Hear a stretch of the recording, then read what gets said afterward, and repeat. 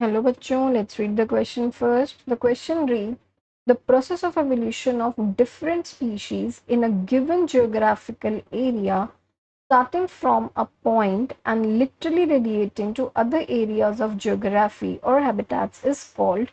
आपको बताना है कि जो गिवन स्टेटमेंट है इसके अकॉर्डिंग इन चारों ऑप्शन में से इस टाइप के प्रोसेस ऑफ एवोल्यूशन को हम क्या कहेंगे।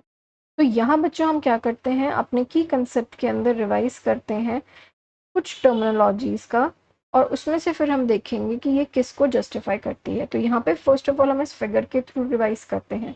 यहाँ पे आपको क्या दिखा रहा है बच्चों की आपका एक रेडिएशन हो रहा है, किसका, कोई कॉमन एंसेस्टर था यहाँ पे। ये कॉमन एंसेस्टर क्या करके गया, ये कॉमन एंसेस्टर ने बच्चों देखो डिफरेंट डिफरेंट जगह रेडिएट किया, अलग अलग जगह चले गए, ऑस्ट्रेलिया में ही अलग अलग जगह चले गए, अलग अलग जियोग्राफिकल रीजन में। तो यानी सेपरेट जियोग्राफिक रीजन्स में बच्चों ये चले गए। ओके, कौन चला गया, आपका कॉमन एंसेस्टर। और बाय टाइम क्या हुआ, इसने इवॉल्व किया डिफरेंट स्पीशीज के अंदर, डिफरेंट स्पीशीज के अंदर इसने क्या किया, इवॉल्व किया। और सब स्पीशीज का क्या है, इंडिविजुअल, या आप कह सकते हो सेपरेट इन्वायरमेंट है, इनका अपना अपना इन्वायरमेंट है उस पर्टिकुलर आपके ज्योग्राफी के हिसाब से, जो उसकी ज्योग्राफी है जहाँ पे वो रह रहे हैं उसके हिसाब से उसका क्या है, इन्वायरमेंट है। तो देखो ये डिफरेंट डिफरेंट आपके स्पीशीज के अंदर डेवलप कर गए, इवॉल्व कर गए, राइट।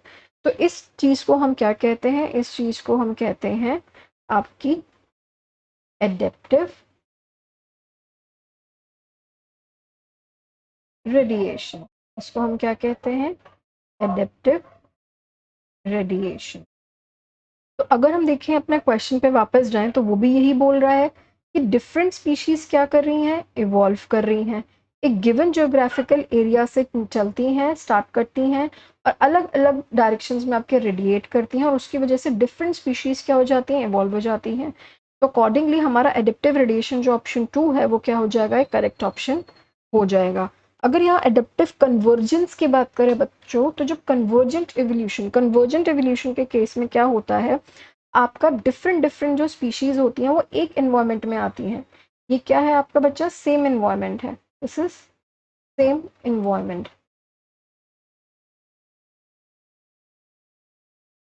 और यहाँ पे क्या कर रही हैं, डिफरेंट डिफरेंट स्पीशीज एंटर कर रही हैं इसी एनवायरमेंट के अंदर, राइट, इसी इन्वायरमेंट के अंदर एंटर कर रही हैं। And at the end evolution के प्रोसेस में क्या कर रही हैं, कुछ सिमिलैरिटीज जो होती हैं इनके अंदर आ जाती हैं, specially in terms of function. Function के केस में आपके सिमिलैरिटीज डेवलप कर जाती हैं। तो इस टाइप को हम कहते हैं एडेप्टिव कन्वर्जेंस।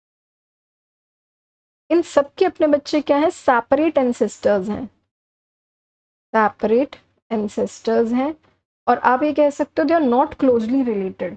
तो इस टाइप को हम एडेप्टिव कन्वर्जेंस कहते हैं, बट ये हमारा क्वेश्चन स्टेट नहीं कर रहा है, एंड दैट्स वाई आपका फर्स्ट ऑप्शन क्या हो जाता है, इनकरेक्ट हो जाता है। नेचुरल सिलेक्शन जो होता है बच्चों, नेचुरल सिलेक्शन एक मैकेनिज्म है जिससे हम क्या कर रहे हैं, एवोल्यूशन हो पा रहा है, वही क्या कर रहा है, जो फिटेस्ट होता है उसको सेलेक्ट करता है।